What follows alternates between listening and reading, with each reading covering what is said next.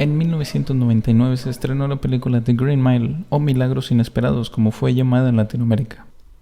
Esta película está basada en un libro de Stephen King y es considerada por muchos una de las mejores adaptaciones cinematográficas de las historias de este autor.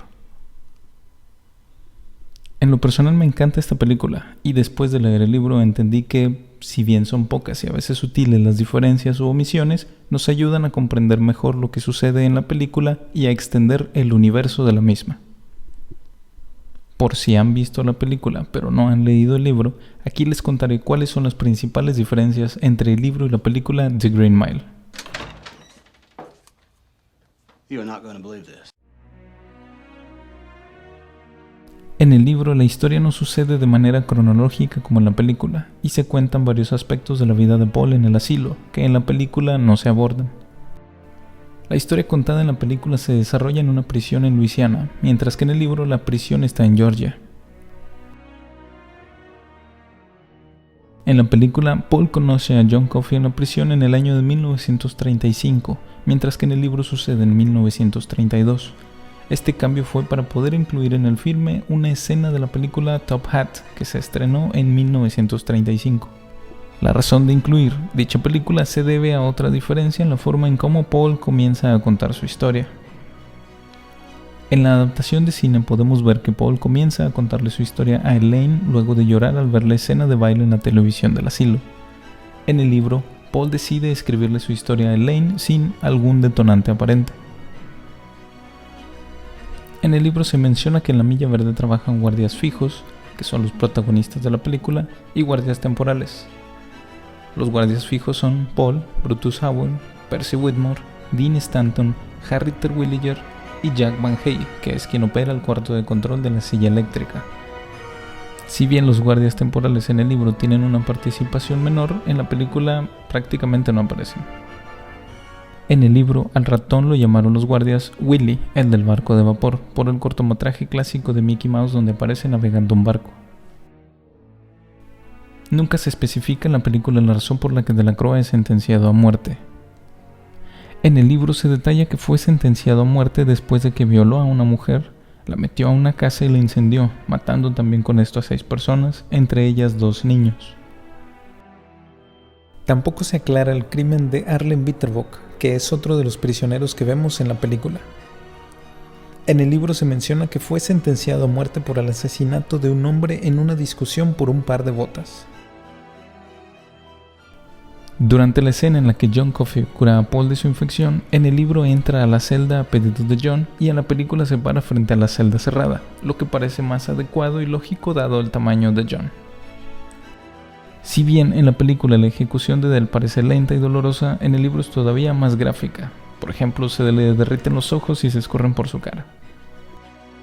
Cuando Paul comienza a planear sacar a John de la cárcel para ayudar a la esposa del director de la prisión, Hal Moores, en el libro explican que en parte lo hace por sentirse culpable por la terrible ejecución de Delacroix. En el libro se da a entender que John podía de cierta forma leer la mente de los guardias y que tenía cierto efecto tranquilizante cuando estaba con la gente. Por ejemplo, cuando Hal Moores lo recibe a la puerta de su casa con rifle en mano a mitad de la noche y John se para frente a él para calmarlo.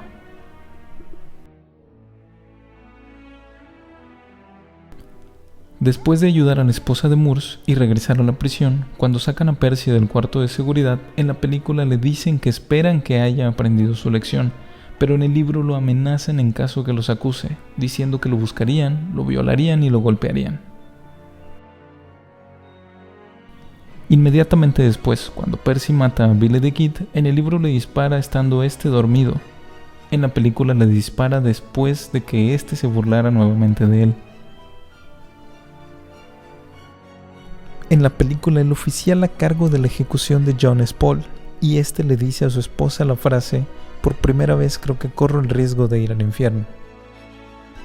En el libro, Brutus es quien está al frente de la ejecución de John y le dice esa misma frase a Paul en el ensayo previo. Sin embargo, en el libro Brutus no puede dar la señal de arrancar el generador 2 para acabar con la vida de John, por lo que Paul intercede y termina dando él la señal.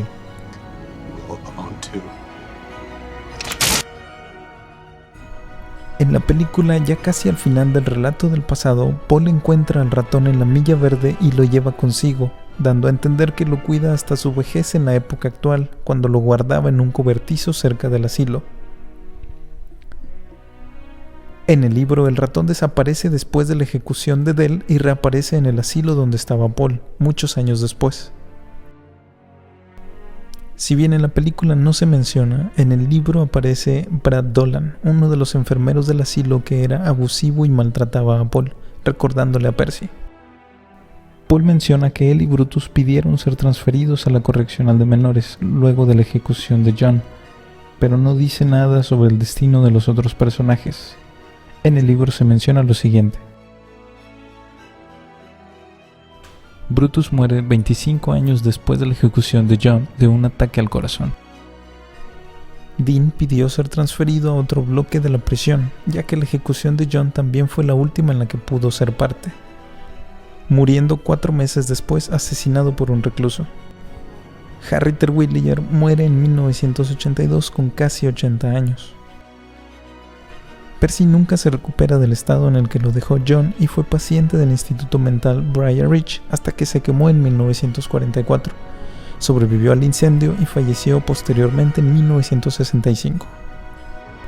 Una escena importante del libro que se deja fuera de la película es la muerte de Janice, la esposa de Paul, que muere en un accidente de autobús cuando iban camino a la graduación de su nieto en 1956.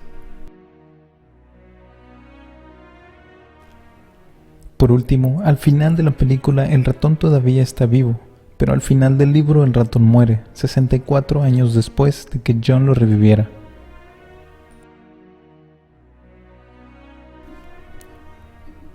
Estas han sido las que a mi parecer son las principales diferencias entre el libro y la película The Green Mile, así como algunos comentarios adicionales que aparecen en el libro y que en la película no vemos. Espero que les haya gustado el video y nos vemos a la próxima.